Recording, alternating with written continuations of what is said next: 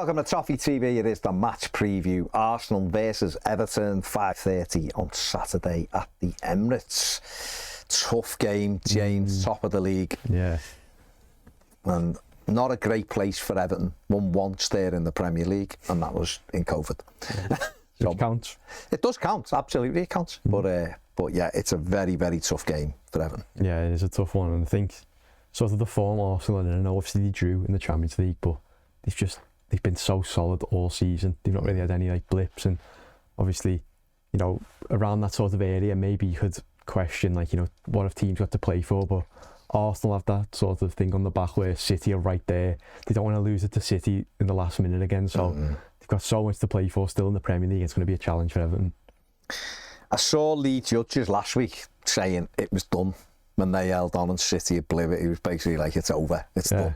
But the 7 points ahead, but City have a game in hand, and City have to play Arsenal at the Etihad. So Arsenal can't really afford to let up.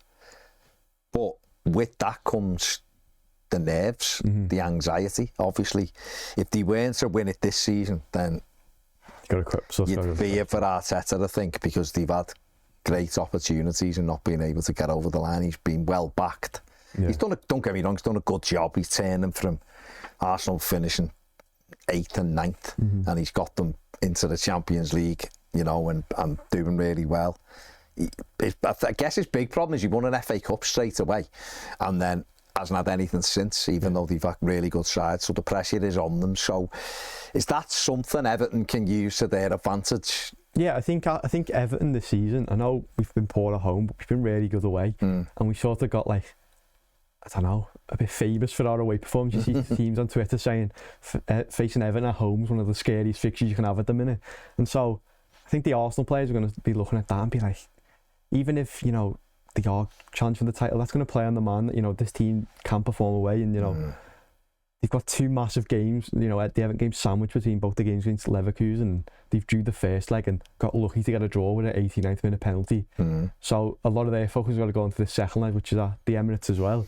And so the pressure's definitely mounting on them, and this seems like a pivotal moment of their season now where, you know, Champions League qualification, I mean, to the next round sort of on the ropes, and then also the Premier League. So right now, yeah, you know, they've got the title bottlers for a while for a reason. So I hope they do it again, but I don't know.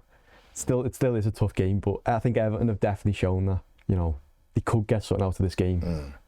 Yeah, listen, I mean, I think, I'll be honest, title bottlers are a bit harsh. That's what the No, I know, I'm not saying you're saying it, but I still think Manchester City, you've chased them down, are a very good side, and I've been there and done it. Arsenal trying to get there, but again, when you're trying to win a title like that, you're trying to get that monkey off your back. It's been a long time. I think is it 22 years since they last won the Premier League? 2004, I think. Might be 2005. It's a long time since they won it. It becomes more difficult at these stages, and you're right, it could be a pivotal game for them. Listen, if everything is equal, Arsenal should win. They're a better side than Everton. It's a tough game. I think they've lost one of the last 15 games, won 10 and drawn 4. It's only United who've beat them, funnily enough, at the Emirates. But only Arsenal have won more away games than Everton. Arsenal have won 9, Everton have won 7. So, you know, you look at that, Everton have won 4 of the last 5 away games. It's the scariest game you could have away. You're looking away team visiting. But yeah, it's us. I mean, probably the easiest you can have is coming to Hill Dickinson at the minute. But it is going to be a really difficult game. Everton are a dangerous opponent for Arsenal simply because they can frustrate, and we have been able to take limited opportunities when they've come our way. We've been clinical. You know, even in the only game we've lost away since October was at Chelsea. We had quite a few opportunities that day to score goals, and we blew. You know, we'd had 2 before Chelsea had even scored, and that carried on right the way through the game. And you know, the other game we lost before that was you had to go back to October to Manchester City away. Beto's missed 2 great opportunities in that game to give Everton the lead before Haaland scored. So we have made chances away from home. There's been no doubt about it. I think Everton look really comfortable playing away. They look like they know what they're doing, and that makes it dangerous for Arsenal. But like I said, they are a top side, and if they play to their full ability, they should win. But it's football, and we've had a few games at home this season where we should have, we played to our ability, we'd win against poorer sides, and we haven't. So anything can happen in football. We've seen that with City and Forest at the Etihad last week, didn't we? They should have wiped the floor with them, and Forest stayed in the game and got something. There's obviously a little bit of talk at the minute that Jarrad Branthwaite could be missing. We haven't had any confirmation at the time of recording this from David Moyes as to whether that's a real thing or not, whether he's going to be considered or he's not. Is it going to be Michael Keane if he's out, or it's not going to be Nathan Patterson back in and O'Brien, is it? No, I think if you sort of setting up your Everton team and you go by sort of everything David Moyes has done this season, he just wants to be solid at the back, and as much as people want to see James Garner or Nathan Patterson or whatever playing right back, and we have a bit more of a flowing full back, I think for a game like this where we are going to be under a lot of pressure, and Arsenal, we were talking about it before, they're one of them teams where they've got so many good players that you don't know who's a first teamer and who's a bench player, because they swap that much, and there's so many different options you could have in the attack. So for Everton, I think it's just about being solid at the back, and I think having Michael Keane and Tarkowski, I know they've had the flaws and people have complained about them being too similar, and then likewise people have complained about O'Brien being at right back because of how limited he is. I think a game like this where we are going to have to sit back and we're just going to have to sort of take the pressure and hope we can be clinical from the small chance we get, I think it makes the most sense to just throw Michael Keane right back in. Yeah. Before we get back to the video, here's a quick word about Toffee TV Patreon. If you enjoy what we do here, you enjoy the videos and the podcasts, and you want more, then Patreon is the place to be. As a patron, you get all of our videos and podcasts advert-free, plus access to exclusive daily live streams and bonus shows that we only put on Patreon. You'll also get discounts in the shop. You get access to forums and other perks. If that sounds good, head over to patreon.com/ToffeeTVEFC or click the link in the description. Now back to your video. David Moyes won his last visit to the Emirates with West Ham, December 2023, won 2-0. Wow. So there you go. Again. Arsenal have scored more set-piece goals than any other side in the Premier League this season. They've scored 24, including penalties, 21, excluding penalties, which is an unbelievable amount. How many goals have Everton just scored? All right, James. However, no team has let in fewer goals from set-piece situations than Everton. They've let in 8, including penalties, 6 overall. Really? Oh, yeah. So something could give at the weekend. It's either them, and I think that's another reason, when you're asking about Michael Keane, of why you were playing, because, him and Tarkowski, they're both massive, so they're in the box, they're sort of the two players you want. And, if people are watching, haven't watched the Tarkowski interview, he speaks about wanting to score more goals and stuff, and Baz mentions it to him. And, it's because of him winning every single header in the box. And so having him and having Michael Keane, who's the same, it's like the perfect defence sort of to go against them. It's why we haven't conceded that many.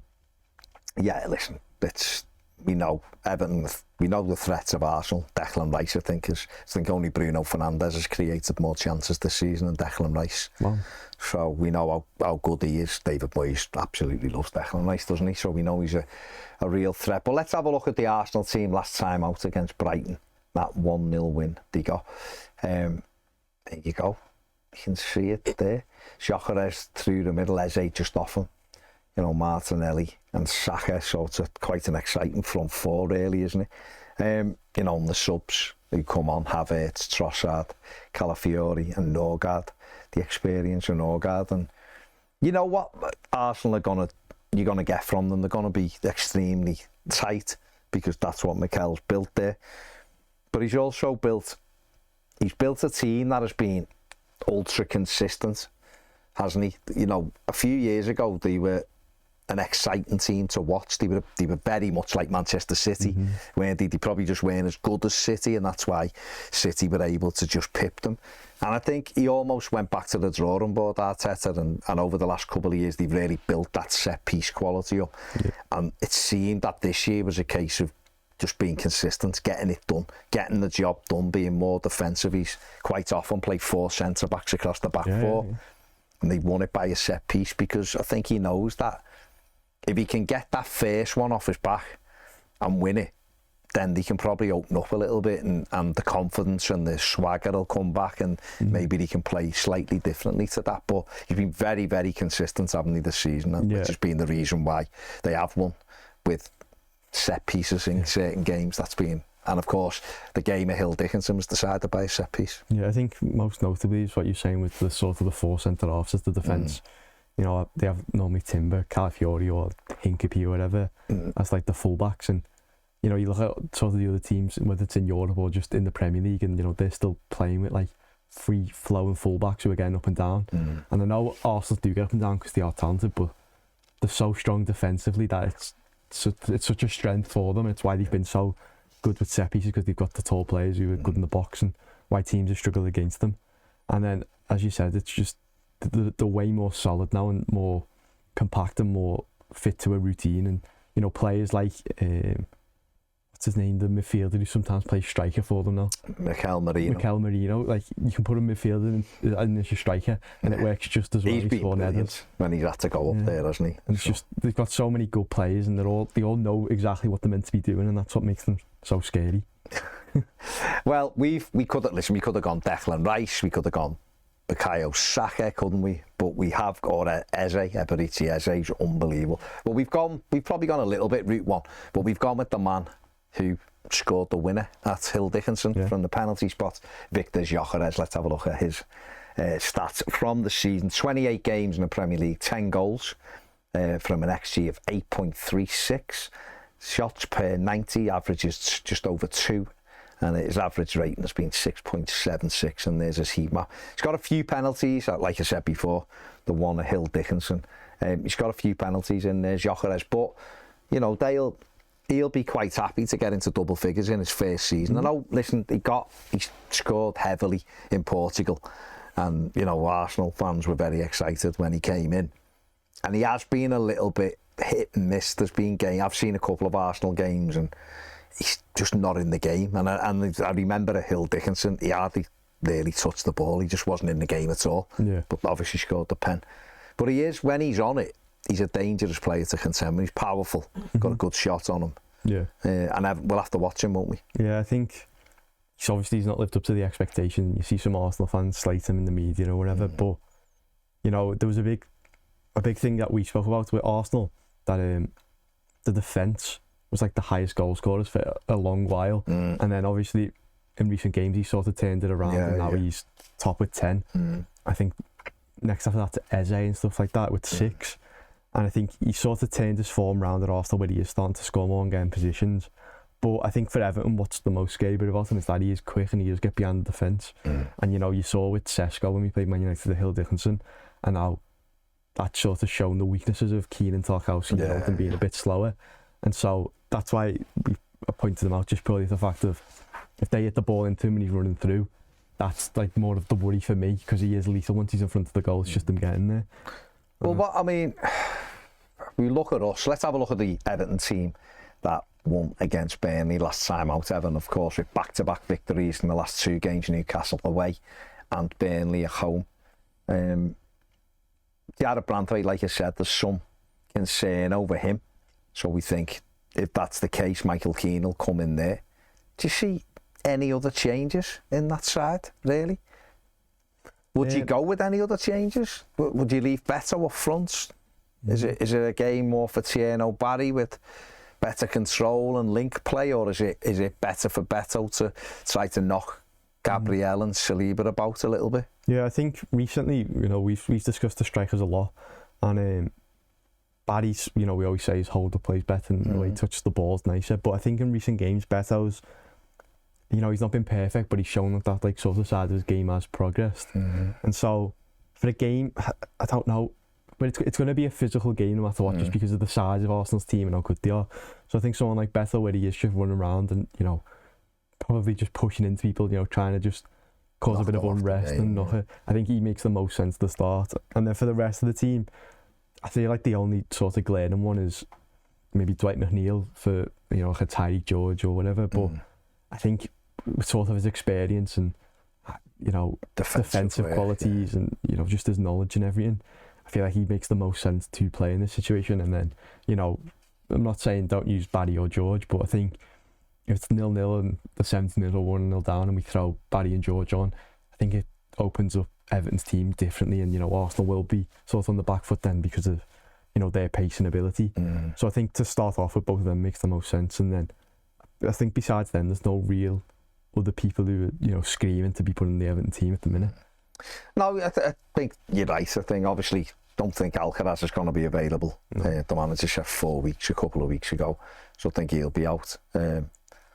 Beto did well at St James's Park, wasn't as anywhere near as influential against Burnley at home. But for all of those reasons, like you said, the physicality of Saliba and Gabriel let him knock them about a little bit before Barry gets on. And I think Dwight McNeil will stay, and he played really well against Burnley, so he'll keep his place, and he does help out defensively. So you're right, listen, we went there last season and we were awful. We were abysmal going to the Emirates last season, and Arsenal were doing really well, and we ended up getting a 0-0. And on the day, I know Jordan Pickford made one brilliant save, but other than that, Arsenal didn't really do anything. Mikalenko had Saka in his pocket. And Everton had a couple of, Decore had a chance early on, and then there was nothing until we had a couple of breakaways late on, and we just got the final pass wrong. We might have even nicked it.